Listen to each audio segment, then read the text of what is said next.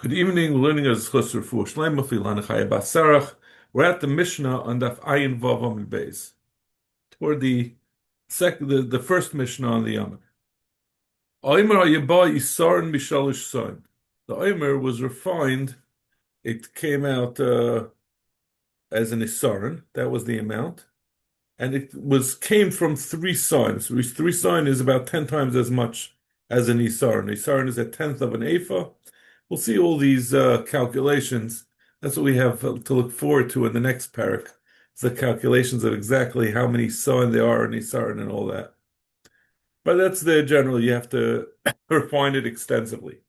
Shtei Lechem, Shtei Esrainim, Mishalish son. Shtei Lechem was two Esrainim, and it was from the same Shalish sign, so it did not have to be refined quite as much. Lechem Apanim Misarim v'Arba Esrainim Me'esrim v'Arba Esrainim. There were 24 Esrainim in the Lechem Apanim, and it came from 24 signs, so it was a 1-to-1 ratio, 1 saw to 1 Isar. So, my time, why is it that we have this discrepancy between the Omer and then the Shtei Lechem, the Lechem Apanim? Since the Omer, first of all, is coming from the new crop. The newest crop is the least robust, and it's coming from barley, which also is very coarse. You need 3 sign in order to get a choice isaron. You need 3 sign to get a choice isaron. Shtei Lechem is a little bit less refined. That takes less product to produce the same the Shtei Lechem. It has one demerit and one credit, one thing on the plus side, that it's from Chitin, which produces better than Sarin, but it's also from Chodesh, so therefore you need 2 Sarin to produce 1 Isarin. Lechem Apanim, Esem v'Arba Esrainim, Esem v'Arba Sarin, my time, since there's no din of Chodesh on it, and there's no din of, it comes from wheat as opposed to barley, you can get a full Isarin out of just 1 saw. Tanaraban, Kol Menachos sheriba b'midas esroinin, Oishemiat b'mida Isarin, psules. If you increased or decreased the final result, right, you have to have an Isarin in the mincha. If you're missing or extra in the Isarin, that's possible. You have to have precisely an Isarin. You have to measure it in the klei sharas to get it to the right size. Riba b'midas soin shalahen, Oishemiat b'midas soin shalahen ksheres. Even though we said that you have to refine it, more refined for the Omer and less for the Lechem Apanim, but in the end, it's all it's not ma'akev. It'll still be kosher as long as you come out with an Isaron at the end. Zok the Mishnah. Ha'omer hayamenufa b'shalosh esrei napa. The Omer would be sifted with 13 sifters, 13 sifts. There were 13 iterations of the sifting. She'lechem b'shtayim esrei. The Shtei Lechem had a little bit less. It only had 12. The Lechem Haponim b'yud aleph. It had 11. Reb Shimon Omer Layalain Kitzvah. He said there was no requirement of how often it had to be sifted. You didn't have to even do the sifting. Maybe they would get the fully sifted flour, and that's what they would use. The Torah says you should buy a sef flour and bake it. So you see that you're buying it pre-sifted. The sifting is not the job of the Bezdin. They don't have to buy it and then sift it. They can get sifted flour, and that's sufficient. But how does they know that it came from the proper amount of Esrainim?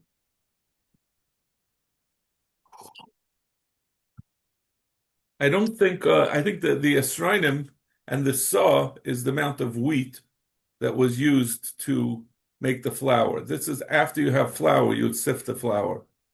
I think that's what it was. I'm saying it sounds like they bought it, right? You can bring it. So in other words, don't you need to know the So how right? So you're saying how does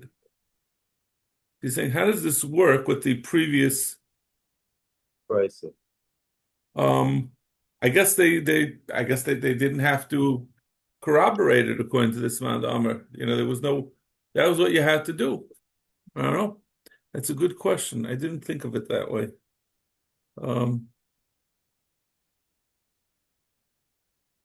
Let's see if anyone explains it.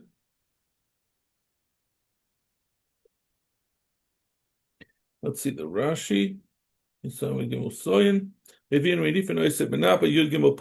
says it's talking about that's the sifting. So we know so and says. Next one, kitzvah.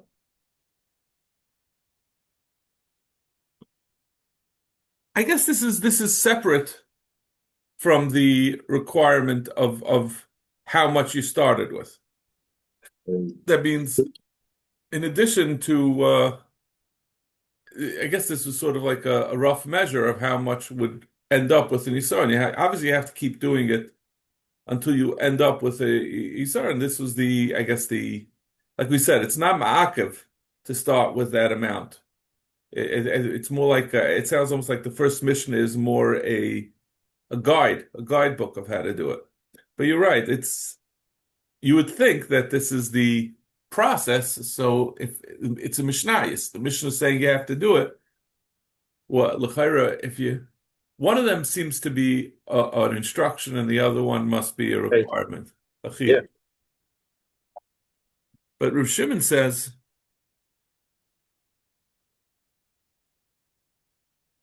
there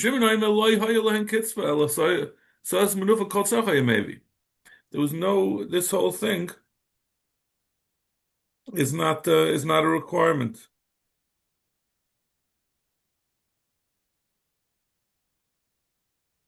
Yeah, I think they say that I think there's machlokes in the Mefarshim about whether Shimon is also arguing on the first Mishnah.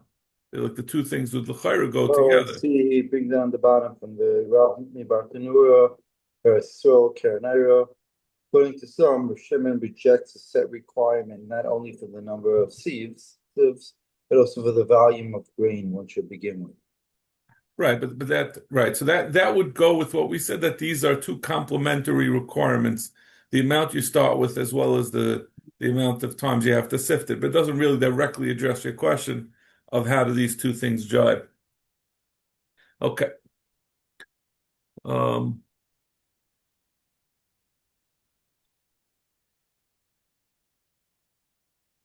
trying to see if Tysus talks about it. Nah. Sagt die Gemara, Tan Rabban, Botka begasa, Botka begasa, Botka begasa. They would, I'm sorry, I'm sorry, I read it wrong. Bedaka begasa, bedaka begasa. They would check it, first sift it through a fine sieve. When you do a fine sieve, what you're doing is I think that means that you're getting through, let me see I know the Rashi in the Ksav Yad says what this means. One of them is to tell you, Bedaka Bagasa, Betchilas Menafa Benapa Daka, Shemoitzi Avak Dak Beinani, Shein Lovan Kolkach, Vakach Bagasa, Shemotzi Aselis Ukoltas, Subit. When you do the fine one, that takes out the dust that's not good dust. When you do the coarse one, that lets out the chaff and keeps the flour.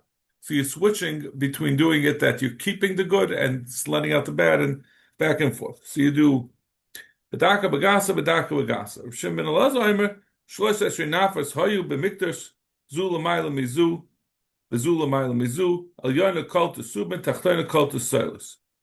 They had them, 13 of them, one on top of the other. That means it doesn't mean that they were physically on top of each other, but they were l'chayra. They were. That's the way they worked. And the one that was, he says, a yona kulta soup, and it keeps the.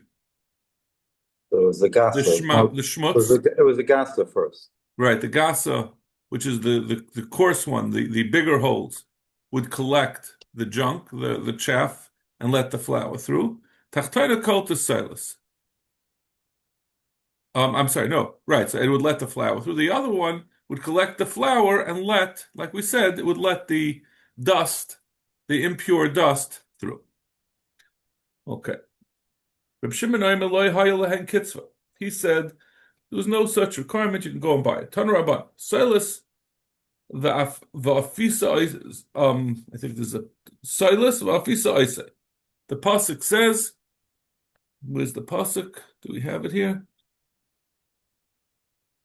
V'chachta silas, it's Vayikra, should buy flour va'afisa oisei and bake it. Shtayim esrei chalis, shnei esrayim yeh achala echas. So from the fact it says silas va'afisa, I said, "Malamet shenikecha silas." That's where Reb Shimon gets it from. Menachos afilu chitin. How do we know that he doesn't? Not only that he could buy flour, but he could even buy wheat. And I don't know what he's saying. He could buy wheat and then do it himself. Meaning that even one might have thought that it's going the other way around. If Shimon is saying bedavka, you must buy pre-made wheat. Because they're professionals, they know what they're doing. So if you buy the wheat from someone who already sifted it, it's going to come out good. You get the kehanim instead of first they'll make a piggle, they'll mess it up. Like the Yishalmis who buy the machine matzah. Exactly, they're the professionals. The machines are better than any. Certainly, were better than the Romanian illegal immigrants. Yeah, Yachalaf b'shar menachos kain. Maybe this also applies to other that you could. I think this is talking about the lechem aponim. How do you know that this is? I'm not sure what this means. Let's see. Not the lechem aponim, the other one. The other besides it, we said we were talking about the lechem aponim. Let's see. Yachal b'sham nafskein shiyu nikoches nami chitin. Let's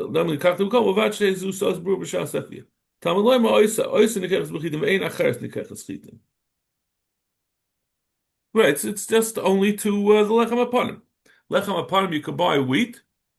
It's only relevant to lechem aponim. Other Menachos Taka was saying that you have to buy silas. And the reason is because of loss. That means if you're going to have, we allowed to buy wheat for the lechem aponim, since it was bought every week, it was much cheaper to buy wheat and sift it yourself rather than to buy pre-made. Anytime you're buying something that's pre-made, it's more expensive. I'm sorry, it's mipnei hachischain. What is the gimel? I think it's chisaron, right? Hachisachon. It means that they're going to lose money. Ma'mnei hachisachon. Am Rabbi Lazar. HaTorah chasa. They were choisa. They gave. The Gemara was worried about Amman Yisrael. We worried about them spending money. V'hecha remiza. Where do we see that the Rebbeinu Shalom was worried about? It says that that when Moshe Rabbeinu got water for the Bnei Yisrael, it said it should give to the Yidden and to their flocks. So you see they're worried about their money as well. Okay. Let's start this Mishnah. This Mishnah is very technical, so I'd like to get a jump on it. I think tomorrow morning, when everyone's tired, it's going to be a little harder to focus. And now it's almost like free time, so I don't feel like I have to go fast.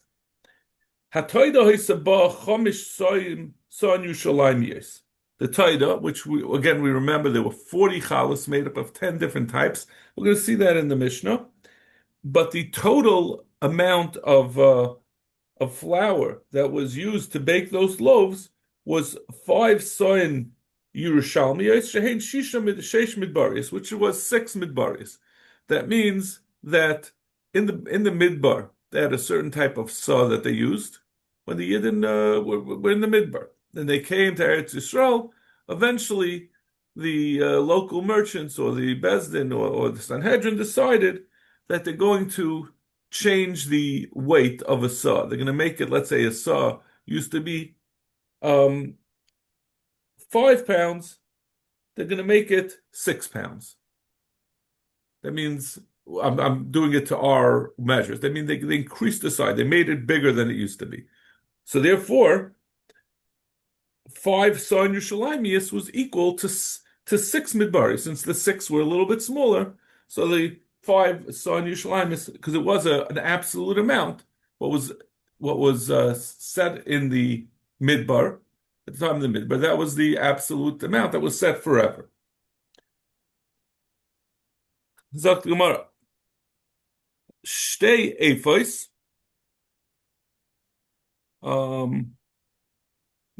So we're saying this is Chamesh Yerushalmius, which is Sheish Midbarius, and that is also equal to Shtei Ephos. That's what the Torah says, that the Torah should be made out of Shtei Ephos. Ha'efa Shalish Sign, an Ephah is 3 sign, and Esrim Isar, 10 Israinim. An Ephah is made up of 10 Israinim. So there's 2 different ways. So we have a lot of different ways to refer to an Ephah, right? Every Taida is made up of two Ephahs. You could do, like we said, the Sa'in Midbarius, or the Sa'in Yerushalmius, 5 or 6. Or you could do it in terms of Sa'in. If you do it in Sa'in, it was 3 Sa'in per Ephah, so that is a total of 6 Sa'in. Again, the 6 Sa'in Midbarius. And Esther has 10 is Israel. what? Right. And then Esrim Isarin, and it would be 20 Yisroinim between the 2 Ephahs, so it's at 10 Yisroinim per Ephah. That's what the word Isarin means. Isarin means a tenth of an Ephah. Asar l'chometz v'asaras l'matzah. 10 of them, these 10 Yisroinim, or the 3 Soin, they go to the chometz, and half of it goes to the matzah. Now, there were 40 loaves, but only 10 of them were chometz, and the other 30 were matzah. So it's not going to come out that the loaves are all the same size. Since you have 10 loaves of each, they're going to be different sizes. So he said, Asar l'chometz, Isar l'chal. He had 10 Esrainim for chametz, right? 1 Ephah was for chametz, and there were only 10 loaves of chametz, so therefore 1 Isarim per loaf. Very easy. V'asar l'matzah, there are 10 Esrainim for matzah, 1 Ephah for matzah. Matzah sholish min, but there were 3 kinds of matzahs: chalas, rikikin, u'revucha. V'nimtzu sholish Esrainim sholish l'chol min v'min. So it comes out that you have 3 1/3 Esrainim for each type of challah of matzah, of each matzah, the 3 non-chametz varieties. U'shalish chalas l'isarn. So since you had 3 1/3 Israelim for each type, so you had to divide it up. You had 10 loaves of each type and 3 1/3 Israelim. So that comes out to basically 1/3 for each loaf of matzah, or loaf of non-chametz. So it comes out to 3 1/3. 10 for the 10 Israelim is 3 for every 3 matzahs for every Isaron, or 1/3 of a Isaron per matzah. Zok the Gemara, Ubemidas Yerushalmiyos. Right, so we were talking about 6th, right? The 6th of a saw, that's the Midbarius. But we don't have an Ephah Midbarius anymore. We don't use an Ephah. We don't, so, and not just we, the Gemara didn't use it. So we had to come up with something that was more useful. Ubemidas Yerushalmiyos, Hayu Shloishim Kav. In Midas Yerushalmiyos, we said was only 5 sign. That equals 30 kav. There were 6 kav in each saw of Yerushalmiyos, so you have 30 kav. 15 for the chametz and 15 for the matzah. So if you have 15 kavim for chametz and 10 loaves, so it comes out 1.5 kavim for each challah or each chametz. Chamisha asal matzah, but matzah shalish minim. Chalas rukin revucha. Nimsu chamishas kavim l'chol min v'min. It comes out you have 5 kavim for each type. You have to divide up the same 15 that you had for one thing of matzah. Of chametz, you have to divide up 15 for 3 kinds of matzah. Ushtei chales lekav. So it comes out you have 2 chales per kav. You have 5 kavim for each 10 loaves. 15 divided by 3 is 5. Okay. You guys are good to go a little bit more? Few more minutes, okay. Few more minutes, okay. Whatever we leave, you'll do afterwards. We'll leave a recording. So it's Gemara. Right? We said that the Taida comes from 5 son Yushalmis. We know Hanimili. Where does this come from? It means we know it's an Ephah, but how do we know the Ephah is 5 saw? Rav Chizda the Amakra Ephah v'Habas. 3 saw. I skipped. You said 3 saw. You said 5 saw, right? It's 3 It's saw. about Chamish son, yeah. Yushalmis, 5 saw. We said 5 Yushalmis, which is 6 Midbarius. Did I say? What did I say? 3. 3 was when we divided in half. We said 3 for each. Each Ephah had 3 saw, right? Right. So, but the Taida had 2 Ephahs. Right. So each type had 3 saw of the. We were talking in the Mishnah. We were talking about Right. the Midbarius. Now we're talking about the Yerushalmius, the later ones, which had a bigger saw. In any case, Mino Animili, where does this come from?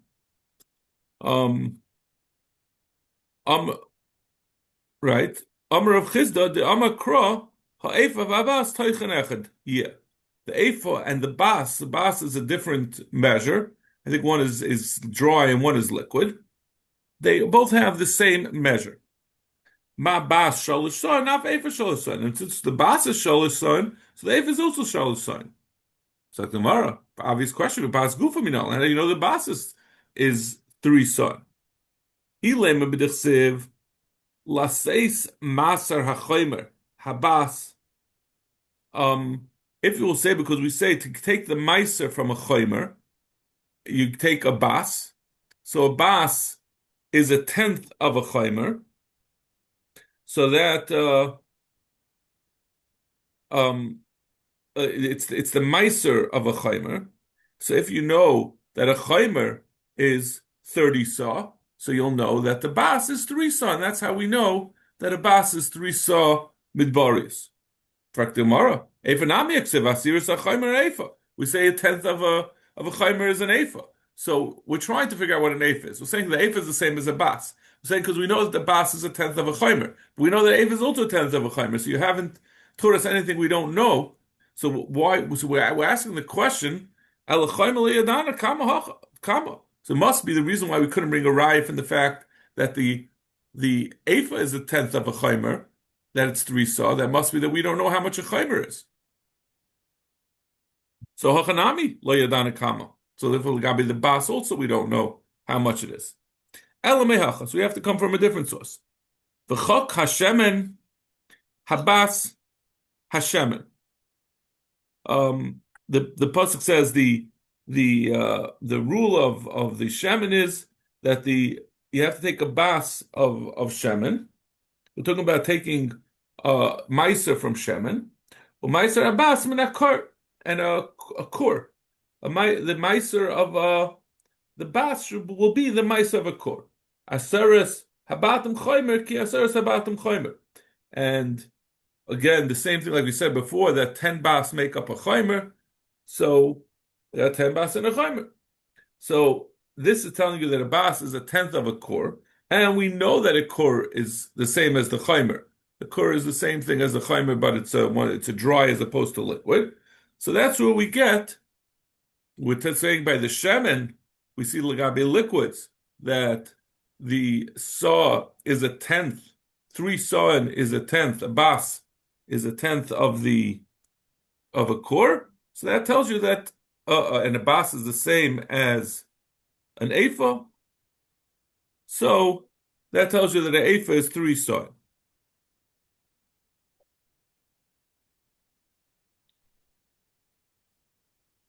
Amar Shmuel, ein moisifin al amidus yoisem ishtus. One is not allowed to um, increase the midos. That means that when this is talking about a rule on Bezdin and on merchants, you're not allowed to change. We're going to come back to our Mishnah. Our Mishnah, they changed from Midbaris to Yerushalmis from 5 to 6. So that was 1/6. It changed, it was really 1/5, but it's talking about a shtus. It's a 6th mila bar, I think. It's just, the way the 2 ways of calculating that always messes with my brain. But it's talking about that alternative, non-traditional way of calculating. It's a 6th, and that's the maximum that Bezdin or the merchants are allowed to change the weights. The same thing with changing the value of currency. Someone who is selling commodities cannot take profit of more than a 6th. 3 separate rules. One is on you can't change the weights more than a 6th. You can't change currency more than a 6th. And someone who is selling commodities cannot profit more than a 6th. By time. So we'll start with the first thing. If it was worried about causing inflation, which let's see this kind of thing fascinates me. So I looked at the Rashi's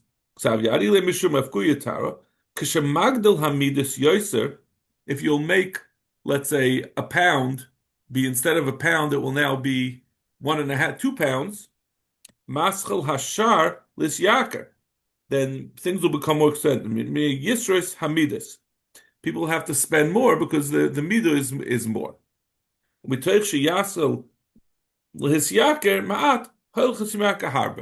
People say, "Oh, listen, I had to double the size of my packages. Now a pound it weighs twice as much as it used to, so I've got to double the price." But once he's doubling the price, he'll say, "Oh, I'm doubling the price. I'll add on an extra 10%, so I could take a trip to the Rockies for skiing." Which is it's interesting to me because it's the exact opposite of what we see by us. We see that when there's inflation, the companies put less product into each package. And that's the way they do like a hidden raising the cost. We're saying the exact opposite. When you make the weights more, when you say make something weigh more, that will induce the sellers to add on. That since they're already increasing the price because the increased weight, they'll also add on extra. So tomorrow, nami loy. Even if it's less than a shtus, you shouldn't be allowed to do, or a shtus itself. Or maybe we're worried about oino. That means that someone will sell and they won't know that if someone doesn't know about these new rules and he's coming and selling his thing and he's gonna he'll show up to the buyer. The buyer will pull out his 10% bigger or his 20% or 30% bigger measuring cup and he'll measure it out, and it's going to end up being oina because the seller will have been cheated he'll get paid a 6th for more product. He'll be paying the same amount and it'll be less than a 6th. So we don't want to come to make it a bittul mekach. The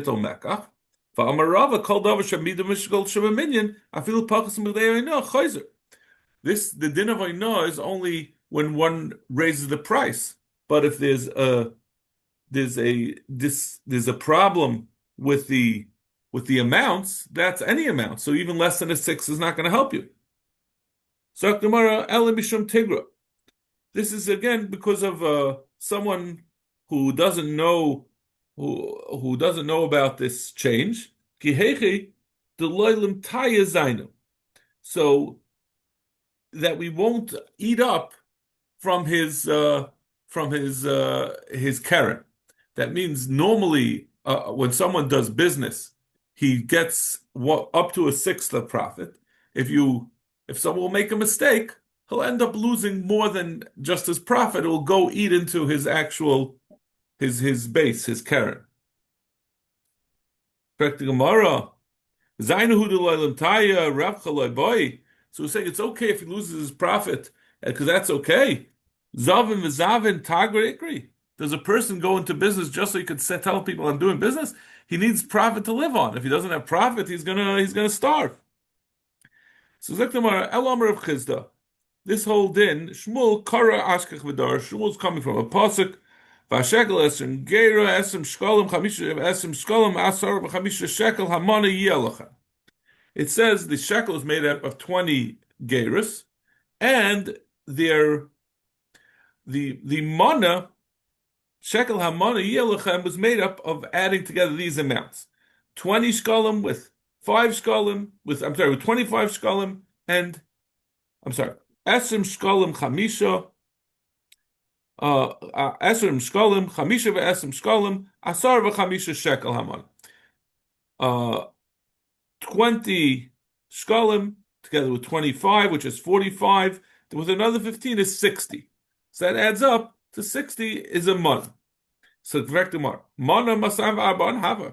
That a shekel has 4 dinrim. So if you do 60 times 4, that comes up to 240. But we know a mana is 100 dinar, which is only 25 shkolim. El shmami no class. So this tells you 3 dinar. Shmami no mana shel kodesh kafel. First of all, the mana then was twice the size. So that goes a long way toward answering our question: how could we describe a mana as having 60 shkolim, but it only gets up to, we had 240, that gets up to 200. But we learn out, the pasuk is coming to tell you that Einachanami, it's really 200, but you could be Maisif on the both on midas and on currency. This explains the first 2 din that we said, not more than a shtos. So that's the second thing. Ushmamina shtusa milavar also tells you that we calculate the shtus milavar because 200 plus another 40 is really a fifth more, right? 40 is a fifth of 200. The way we would say it is you increased it by a fifth. But if you look at 240 and you calculate how much is a sixth of that, that's 40. So that's another, when you calculate it milavar, it comes out to 240 is a sixth more than 200. Even though in our traditional math that wouldn't work. From